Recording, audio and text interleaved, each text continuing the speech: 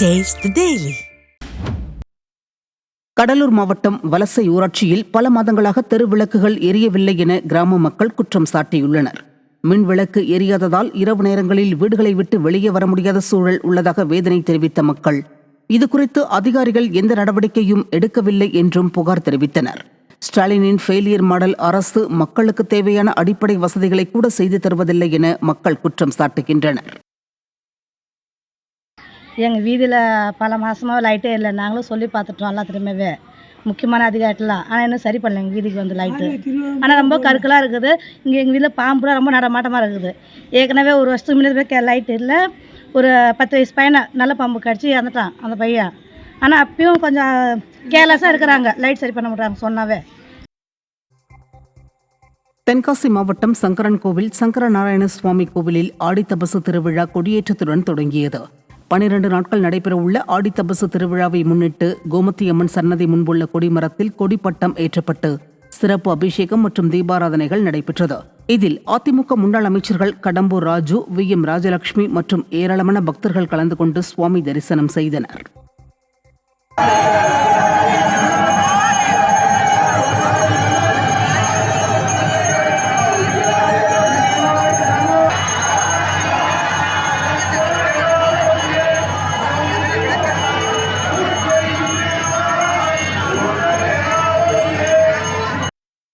விழுப்புரம் மாவட்டம் ஓலக்கூர் கூட்டு சாலையில் அடுத்தடுத்து 2 விபத்துகள் நடைபெற்றதில் 2 பேர் காயமடைந்தனர்.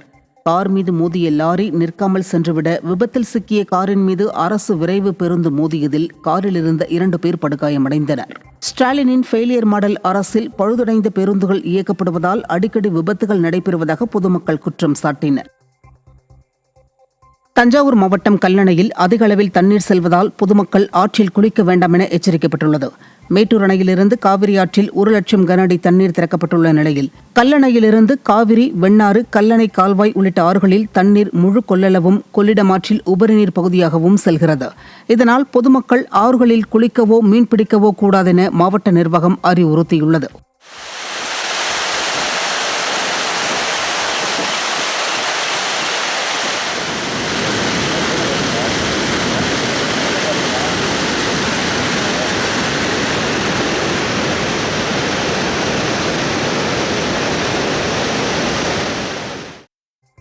தருமபுரி மாவட்டம் காரிமங்கலத்திற்கு போதிய அரசு பேருந்து வசதிகள் இல்லாததால் பள்ளி மாணவர்கள் பேருந்து படிக்கட்டுகளில் தொங்கியபடி ஆபத்தான முறையில் பயணம் மேற்கொள்கின்றனர்.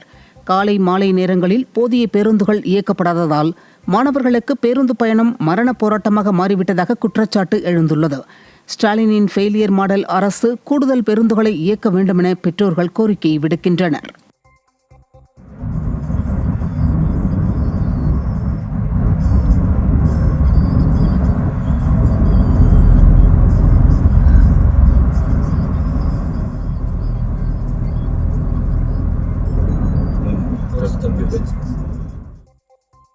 திருவள்ளூர் மாவட்டம் திருத்தணி சுப்பிரமணிய சுவாமி கோவிலில் ஆடிப்பூரம் விழாவையொட்டி ஆயிரக்கணக்கான பக்தர்கள் காவடி, பால்குடம் எடுத்து வந்து சுவாமி தரிசனம் செய்தனர். முருகப்பெருமானின் 5ஆம் படை வீடான சுப்பிரமணிய சுவாமி கோவிலில் ஆடிப்பூரம் விழாவையொட்டி மூலவருக்கு சிறப்பு அபிஷேக பூஜைகள் செய்யப்பட்டு சிறப்பு மலர் அலங்காரத்தில் மகா தீபாராதனை நடைபெற்றது.